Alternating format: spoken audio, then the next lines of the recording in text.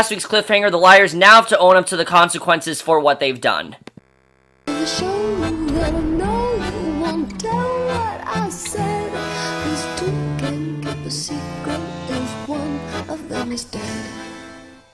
Hey guys, Cameron for Pretty Little Liars, Season 7, Episode 4, Hit and Run, Run, Run. I was definitely looking forward to this episode, probably more than every episode this season, mainly because of the fact that I really love last week's cliffhanger, and especially because we know we started the season with last week's cliffhanger, and I was really looking forward to seeing what was going to happen here. I really thought things were going to be set in motion, and I half liked this episode. I'm going to say that. I half liked this episode.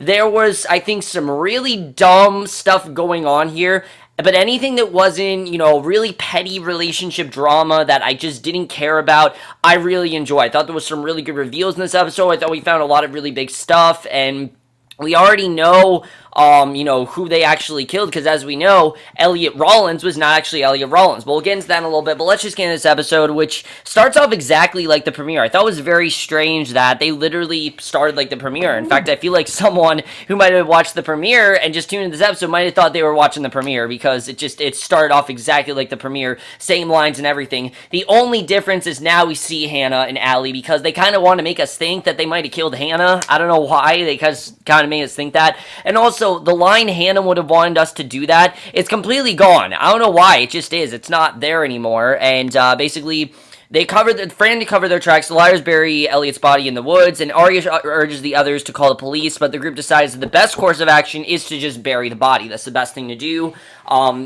That they shouldn't call the police about it, because there's no way, and I do agree what Spencer says there is absolutely no way that they can make themselves seem innocent. There's really no story that makes them sound like the innocent ones, and basically hoping that it'll appear that they basically decide to make it seem that Elliot's no longer in town. Allie then steals Elliot's hospital key card so the girls can sneak her way back, so the girls can sneak her back into Welby, because Allie, as we know, she's very frantic, and she knows that she definitely needs treatment, so she's going to go back to Welby. That's where she belongs, and she's going to go back there. Elliot will have just left town, and the girls will just go on with their lives, pretty much, and have to try to cover this up as best as possible, which is a smart plan, definitely. I mean, they said that it makes sense, because, Elliot was such, as they call him, a dirtbag, really. So many people disliked him that I don't really think people will care if he just left town, since no one will think they killed him. This really helps them a lot, and I thought that definitely was very interesting. Really like the way that played out, and I definitely thought that was a very good way to start the episode. But leaving the scene, the girls begin to formulate a plan. Basically, Arya will sneak Allie back into the psych ward, while Spencer will hide Elliot's phone and jacket in a train out of town. But realizing the potential repercussions of being the driver of the car when Ellie was hit, Hanna doubts the plan and panics that she will go to jail for vehicular homicide, because of course she was the one that hit him with the car, as we know. And that's the situation that they're in right now, is that car, as we know, there is a huge hole in it, and there really is no way to cover that up. I don't really know how you cover that up. Hanna thinks her car could be total because it's really badly damaged, and really, it's a very crazy situation, but I like that they are trying to be as controlled as possible. You can already tell throughout the episode that things aren't really turning out the way they want it to. So at the police station, as we know, Toby was the one that now has information that Elliot Rollins is not really Elliot Rollins. So he basically wants to dig into Elliot's past, keeping it secret from Yvonne, but I don't feel like he'll be able to keep this, hidden from her for long. She is his wife. She is going to be his wife after all, and she'll have access to his computer and things like that. So I feel like eventually he's going to have to tell her, and I think Yvonne's definitely going to be interested in this. I just don't know when, but right now she's not involved, but I think definitely she's going to get involved at some point. So meanwhile, back at Spencer's barn, Spencer frantically tries to clean up the dirt and mud the girls tracked him from the woods, and wishing to repair their strained friendship. Hanna then asks Spencer if the two can move past her kiss with Caleb, and of course, at that exact moment, Caleb shows up at the door. This scene was really stupid. I'm sorry. I really was not a fan of this scene. I thought this was really dumb. To me, it only seems like they did this to break Caleb and Spencer up. Why they do this? Because people don't like Caleb and Spencer. They don't want something new. They need Caleb and Hanna to be together, so they're going to break up Spencer and Caleb and put them in this ridiculous situation, and I'm sorry. I think it's stupid. I don't know why they they had to do this. And yes, I know there are so many of you who are saying, I hate Spaleb, I hate Spaleb. Give it a chance. Honestly, most people that said they hated Spaleb did not even give it a chance. I heard most people say they just never liked the idea of Spencer and Caleb together.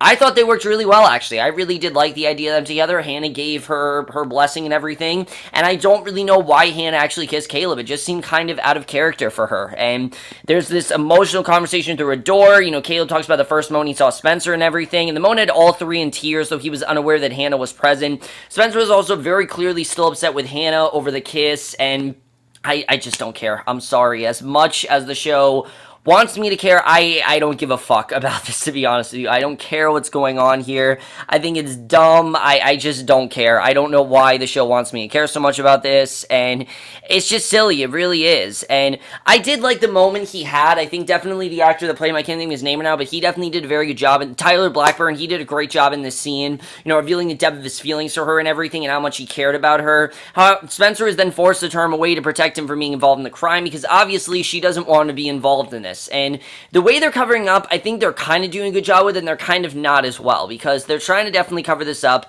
It's kind of working, kind of not. You definitely do see that. So at Welby, Arya and Allie then break in with Elliot's keycard, and while Arya is checking to make sure the coast is clear for Allie to return unseen to her room, Allie then disappears. Where she goes, I don't know, but she just disappears. I thought that definitely was interesting that we saw, and then suddenly she was gone, and Arya then found her crying in the stairwell, saying that she can't go back to being locked up, but Arya promised that she'd come back for her, and I really did love this scene here, where Allie finally denies that she killed Charlotte, and I like that this was done, because Allie's been a suspect, as we know from day one, and this finally shows that she's not a suspect. She revealed that she did not follow her to the church that night after an argument over Elliot, but ultimately left at Charlotte's insistence, because as we know, Charlotte liked Elliot. Charlotte was the one that liked Elliot. She wanted to be with him. She didn't understand why Allie liked Elliot and got really upset about it, and Allie ended up leaving the church, and then the second she was back, she heard this suspicious noise. She didn't go back because she was mad and didn't really think much of it, but that basically confirms that Allie, in fact, did not kill Charlotte, and I like that Allie now is a target off her back. I like that we don't think that Allie is the one that killed her, because if Allie really killed her after everything we've been through with her, trying to redeem her and everything, I'd be really pissed off. I don't think it's something that they need to do. I'm hoping that, I'm glad that it's not Allie. I hope that the story she's telling is true. I hope this isn't just, some ridiculous thing where they're making it seem like she's she's not really the killer, but she is the killer. I'm hoping that she is in fact not the killer. I think it was a very believable story, and Arya believed it, so I'm gonna say it's true, but I don't know. I'm hoping it's true, but we'll have to see what happens, I guess, as the weeks go on.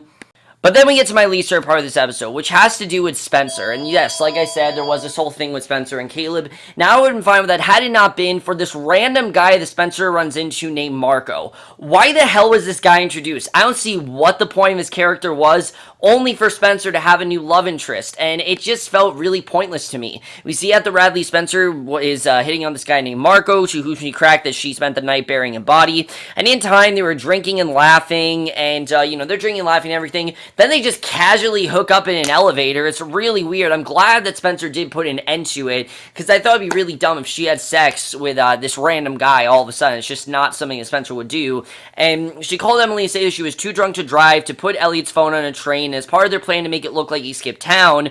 And together they lamented being right back at the beginning, and I don't know, something about Spencer and this guy, I didn't care about them. I didn't care what was going on there. I don't know why they did a whole thing with Spencer and Marco. I didn't give a fuck about Spencer and Marco. Nothing about this I cared about, to be honest with you guys. I just did not care what was going on here. I didn't find any of this really that interesting, and this was like the one thing that I really was not that interested in, was what was going on with Spencer and Marco. I don't know why we even met this guy. I mean, he didn't really do much of anything this episode. All he really did was comfort Spencer in a time of need, and to me it just wasn't enough for me to say, oh, that's why his character was here. Because I will say, there was a lot of filler stuff in this episode, and that definitely to me was very filler, and especially for our final season, I don't really feel there's definitely a lot going on. There was a lot going on with this crime, but they're focusing way too much on the relationships for the final season, definitely will say that.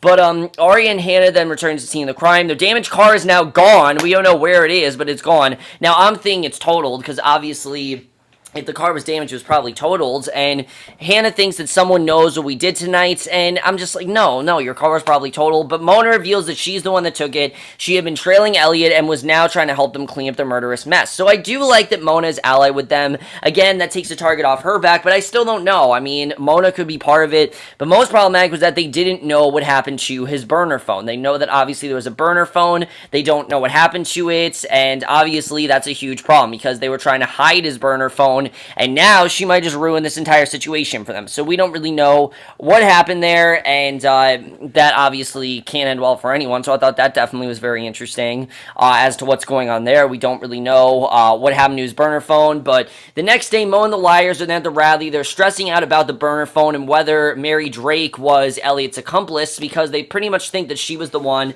that was allied with him, because obviously Elliot was allied with someone. It had to have been Mary Drake, but the Liars just don't want to think that's possible. You know, Mary Drake's been nice to them so far. They don't want to think that she would actually do this to them, but it's seeming like she could be the only one possible. And honestly, yeah, I mean, Mary Drake, as much as she sounded like a nice person, we know that she was allied with Elliot. We know for a fact she was. We know that he went too far, definitely, but she was allied with him for some reason. We know obviously she wanted the finance, so we'll have to see where that goes. That definitely is very interesting. But then things take a huge turn when we get Jenna. Jenna shows up, and yes, finally Jenna has returned to the show. And honestly, it's awesome to see Taman Sursok back here because I've always really liked the character of Jenna. You know, she's creepy, she's very interesting. I like that she was back in this final season, especially you can tell it's a final season when characters are coming back because Mary Drake is here, you know, the original Miss DeLaurentis, and now you have Jenna's back as well. So she's claiming that she's just back in town for Toby's engagement, and they're very unsettled by Jenna's nostalgia and question if her presence was really a coincidence because they know that there's obviously a reason she's back there. And I did like her not realizing that they were all back there and kind of realizing they were all back there together. And Toby was the next to be very surprised. He just, says straight out, "Why are you here?" Because I was thinking, okay, Toby invited her. That's what I was thinking. But then apparently Toby shows up. He has no idea why the hell she's there. So why is she here? I don't know why she's here. I mean, I would have thought that Toby would have invited her, but now she's saying no, she just came for his wedding. Now, she's saying that it was revealed their attempt at amends 3 years prior didn't really go so well. As we know, they tried to make amends, and it didn't really work. And I like that we did kind of subtly find that out here. I thought that definitely was well done. And I think they did a good job at getting Jenna back. It was really interesting the way that was done, the way she wants to kind of make amends with everyone. But we know she's obviously there for a reason. We don't know what that reason is, but definitely one of the best parts of this episode was seeing Jenna's character again. Looking forward to seeing what she does here. So I really like the way that whole scene was done. Definitely, I think that overall was really interesting. So Hanna then cries to Mona about Elliot's death, saying that while she tells herself it was an accident, she may have purposely mixed up the gas and brake pedals while thinking about how he tortured her. And honestly, I thought this is really interesting, because again, Hanna doesn't want to reveal all that torture that's going on, and it seems like Mona's the person she's confronting, and honestly, this feels like this is like a final season, because if you remember, Hanna and Mona were like this, how can I say it? They were so close, honestly. They were extremely close in season 2. They were the best of friends, if you remember, until she realized that Mona was A. That's when things took a turn there. But now that Mona seems to be allied with them, it seems that they're starting to rekindle their friendship. And honestly, I really like that. I always kind of liked Hanna and Mona's friendship. I knew obviously things were hard between them after Mona was A, but now that this is happening to both of them, I definitely do like seeing that. And I like seeing that she further confessed that she was keeping her breakup with Jordan a secret, in part because Caleb and Spencer were going through stuff, and she didn't want to reveal that she did in fact break off things with Jordan. And Hanna then suddenly realized she was missing a bracelet she'd been wearing when leaving Elliot's car at the train station, and we don't know exactly what happened there, but that's overall really interesting what's going on there, because I don't really know, how she missed this bracelet, but obviously she misplaced this bracelet, so I thought that definitely was very interesting. But I do like where they're going with Hanna. Like I said, Hannah's probably the character that's still going through the most psychological stuff. I mean, really, what Elliot did to her is something she'll never forget. She was tortured horribly. She didn't know really what she could do, and in that situation, she killed him. And even though, like she said, it was an accident, she might have purposely done it just to get revenge for what he did. And I think that overall is really interesting if that is where this is going. But then we get to the end of the episode, which really gets crazy. We see Spencer, who had been urged by Hanna to tell Caleb the truth about their night, went to the barn, only to discover his belongings are just gone. Where they are, I don't know, but they're gone. And Arya and Emily then went to the hospital to see Allie, only to find Toby and the other police officers there, and he finally informs them what's going on, because you knew, obviously, he was going to tell them, and he does tell them, in fact, that Spencer, that Elliot Rollins is dead, has been for 15 years. And of course, they're freaking out, because they think that he's found his body, and his body and everything, but he talks about how he's been for 50 years, and the real one who died of a stroke at age 72, so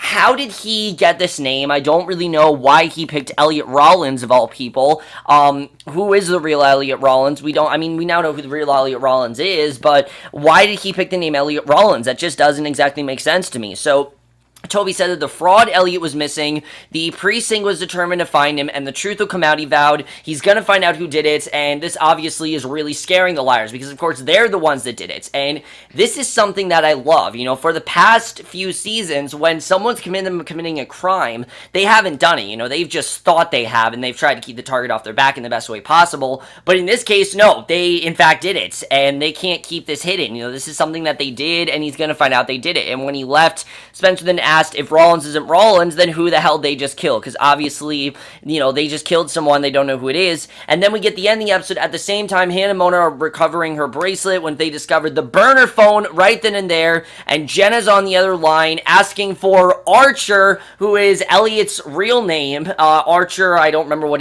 the D was. I think it was Archer Drake, I'm not sure. But AD, that's who he is. It confirms that. I'm pretty sure this confirms that he's AD. But that is the way the episode ends. Jenna is definitely working with Archer. Jenna was there for another purpose, and that is the way things end. Let's get into this episode overall.